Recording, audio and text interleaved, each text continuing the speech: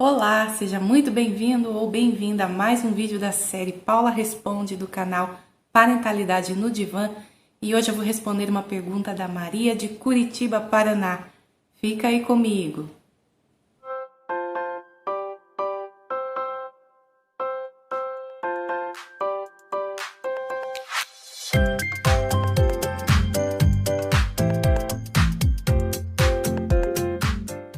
Vamos lá para a pergunta da Maria.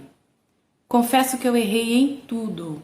Além de não ter preparo para educar meu filho, eu também era uma pessoa muito irritada.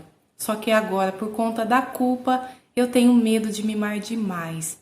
Me ajuda. O que eu faço?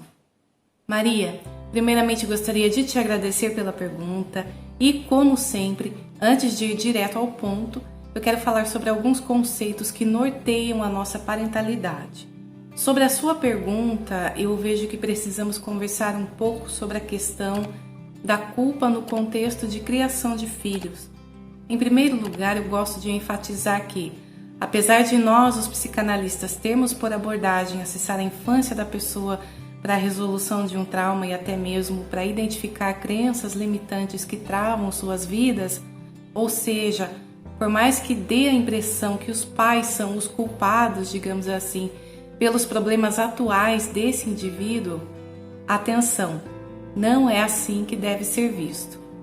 Quando o assunto é olhar para a infância, é para que justamente esse adulto perceba o que está em seu inconsciente que ele vem repetindo de forma automática e, por consequência, os resultados não estão sendo tão positivos. Nunca, jamais, em hipótese alguma, devemos culpar nossos pais simplesmente porque não vai ajudar em nada, e sim piorar a situação.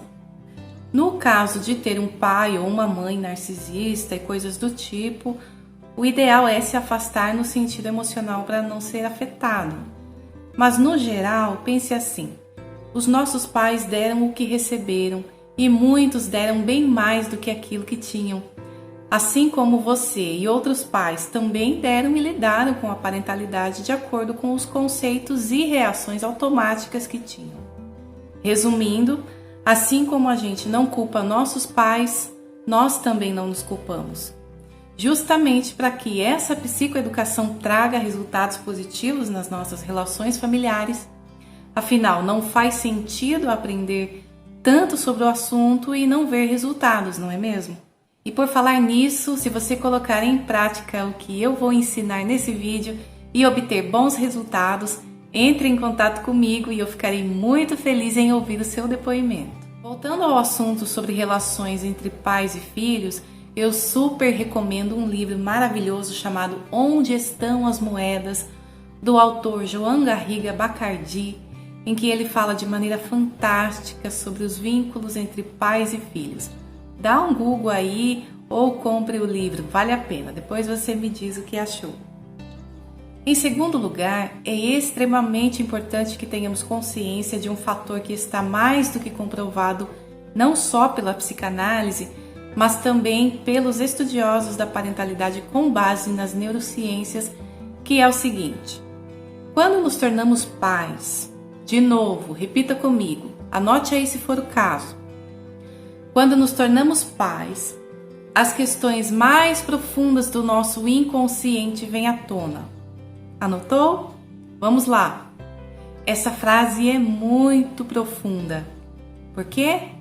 Porque quando falamos em inconsciente, nada mais, nada menos, estamos falando de comportamentos que repetimos e que vêm à tona automaticamente, ou seja, eles nos fogem do controle.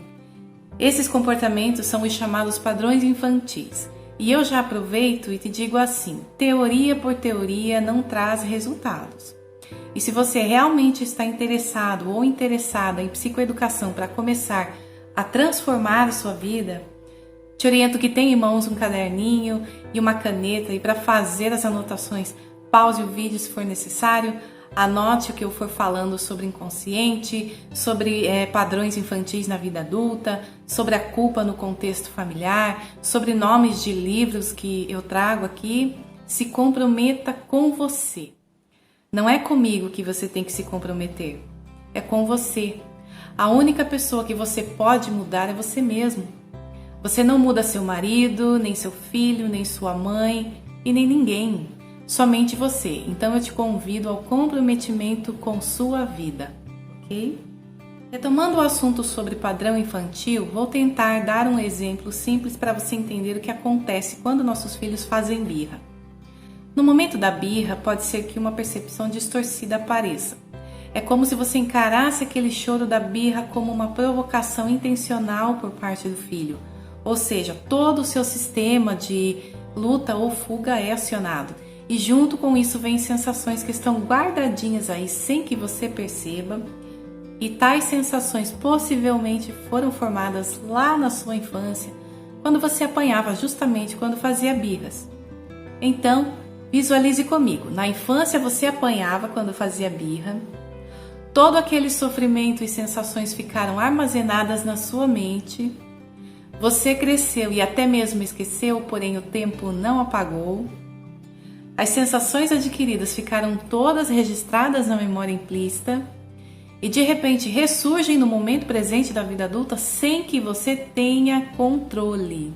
Ao ver uma situação de birra, todo o seu sistema é acionado e aquilo que você sentiu lá no momento em que você apanhou vem à tona automaticamente e você acaba reproduzindo ações iguais àquelas de seus pais ou cuidadores. Isso é chamado de transgeracionalidade, ou seja, você absorveu dos seus pais o que eles absorveram dos pais deles, assim como os seus filhos estão absorvendo de você e assim por diante. Concluindo essa parte, quando nos tornamos pais, questões da infância ressurgem sem sequer tenhamos controle. Agora vamos para a segunda parte da pergunta, que é sobre mimar. E aqui eu faço questão de enfatizar o seguinte. Primeiramente, precisamos discernir sobre o que é mimar e o que é dar amor. São duas coisas totalmente diferentes. Vamos começar pelo que não é mimar. Ninguém mima um bebê por segurá-lo no colo por bastante tempo. Houve um tempo em que alguns estudiosos diziam para evitarmos pegar as crianças porque temiam que elas por isso ficassem mimadas. Mas atualmente sabemos que não é assim. É possível que sua mãe não te deu muito colo porque o pensamento da época era que as crianças ficariam mimadas se assim fosse. Mas saiba, quando a gente abraça uma criança no momento em que ela está chorando, contribuímos para ela ser uma pessoa tranquila e não ansiosa. Resumindo, quando damos afeto aos filhos, ou seja, quando demonstramos o nosso amor com atitudes e com expressão de carinho, contribuímos para que eles tenham a base do que significa um relacionamento seguro. Agora vamos falar sobre o que é mimar. E aqui eu vou utilizar a explicação do autor Daniel Siegel, escrita no livro Disciplina Sem Drama, que é o seguinte. Mimar acontece quando os pais ou cuidadores criam o mundo de seus filhos de tal forma que a criança tem uma sensação de merecimento quanto a conseguir as coisas da própria maneira e que tudo deve vir com facilidade e ser feito para ela e por ela. O autor utiliza uma frase dos Rolling Stones para exemplificar isso, que é a seguinte: nós queremos que nossos filhos saibam que conseguirão o que precisam, mesmo que nem sempre consigam o que querem. E é aqui que eu chamo sua atenção. Olha só, quando o filho ou a filha está chorando e fazendo birra porque quer alguma coisa, você pode acolher sim o choro, dizendo: entendo que você está chateado, mas não é desta maneira que você terá o que quer. Tá vendo só? Não precisa xingar, não precisa gritar ou bater, simplesmente acolha o choro e explique que não é fazendo birra que as coisas serão favoráveis. Aí você pode se perguntar: tá, mas e agora? Meu filho já é adolescente, o que eu faço? Você faz a mesma coisa. Lembre-se, gentileza com firmeza e amor com autoridade. Estabeleça limites e destaque tarefas do lar, independente se ele é menino ou menina. E lembre-se da frase citada pela terapeuta infantil Jane Nelson no livro Disciplina Positiva para Pais Ocupados, que é a seguinte: o verdadeiro sofrimento ocorre quando as crianças crescem sem desenvolver um senso de capacidade, confiança e alegria de contribuir. Ou seja, os filhos devem ajudar nas tarefas do lar para aprenderem a cooperar. O que funciona muito é estabelecer as regras e fazer os combinados de maneira gentil. Por exemplo, Filho, filha, segunda e quinta são bons dias para lavar roupa. Quais desses dias você escolhe para lavar as suas? Se você tiver máquina de lavar, basta orientá-lo como se faz, especialmente as etapas de lavagem que você considera melhor e tal, e até mesmo sobre a quantidade de produtos a serem utilizados. Enfim, e você pode fazer dessa maneira para outras coisas também, como lavar a louça, varrer o chão e coisas do tipo. Paula, mas e se mesmo depois que eu falar gentilmente, ele ou ela disser que não vai fazer, ou talvez até fale que vai fazer, mas não faz? Aí eu te digo, não grite, não xingue, fale menos e haja mais. Avise dizendo, pode ser que você não tenha a roupa limpa na hora de se vestir. Mantenha a sua palavra e não se sinta culpada. Lembre-se, é para o bem dele ou dela. Eu sei que vai doer, vai te dar remorso, você poderá se sentir até culpada, porém mantenha a sua palavra. Se for o caso, você pode dizer, eu te ajudo hoje, traga sua roupa aqui que eu vou te orientando como lavá-la. Paula, meus filhos são pequenos. Tem jeito certo também. Toda vez que você for lavar roupa ou outro tipo de tarefa, chame-os para fazer juntos. Eles podem colocar a roupa na máquina. Após lavada, podem ajudar a estender ou recolher depois, dobrar e guardar, enfim. Mesmo as crianças mais pequenas, você pode dar a elas um pano úmido e ensiná-las a tirar poeira dos objetos. Enfim, tem muitas maneiras de envolver as crianças na cooperação do lar. A realização de tarefas em família é super importante e prazerosa e no longo prazo os benefícios são muitos. Espero que tenha ficado bem claro aí essa questão sobre a diferença do que é mimar e do que é dar amor. Você pode e deve dar todo o amor aos seus filhos e ao mesmo tempo também deve chamá-los para a ação, estabelecendo regras, limites e realização de tarefas. Filho mimado é aquele que acha que ele deve receber tudo na mão e que os pais devem dar tudo o que ele quer. E ainda tem aqueles que infelizmente aprenderam a manipular os pais e muitos pais acabam se sentindo culpados e acabam cedendo, potencializando ainda mais os efeitos negativos desse tipo de relacionamento. Isso vai reverberar lá na vida adulta e quando seu filho se relacionar com alguém, ele vai achar que as coisas só podem ser do jeito que ele quer e na hora que ele quer. Dar coisas demais, gastar dinheiro demais e dizer sim o tempo todo é uma verdadeira receita para formar filho mimado. Pior ainda são aqueles pais que protegem os filhos de qualquer dificuldade, não querem que a criança sofra decepção e muitas vezes acabam fazendo as coisas com um bem intencionado, principalmente se na infância desses pais eles não receberam carinho e afeto. E para finalizar, eu quero deixar claro uma coisa. Diga não às coisas demais e diga sim a mais amor, atenção e tempo com eles. O que preocupa os profissionais da área é que mimar os filhos mostra a eles que eles perderão a oportunidade de aprender a ser resilientes e aprender importantes lições de vida como adiamento de gratificações, trabalhar por algo e lidar com decepções. Se a criança crescer com a sensação de merecimento em vez de uma atitude de gratidão, pode afetar os relacionamentos futuros quando ele se julgar merecedor e ir contra o interesse de outras pessoas.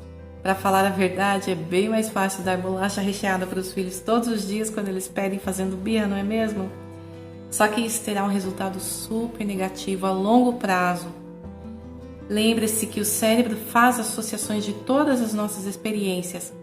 E se seu filho ou filha associar que é preciso fazer birra quando ele quiser ou ela quiser alguma coisa, literalmente você estará jogando contra ele e contra você. Filhos mimados são adultos infelizes, porque no mundo real as pessoas não atendem a todos os seus caprichos. E com a dificuldade de apreciar alegrias menores, acabam não vendo sentido em suas vidas. A verdadeira confiança nasce quando aprendemos a dominar algo sozinhos. E mais do que tudo, seu filho precisa aprender a lidar com emoções que surgem de não conseguir o que se quer. É muito mais fácil lidar com isso na infância do que lidar com isso lá na vida adulta.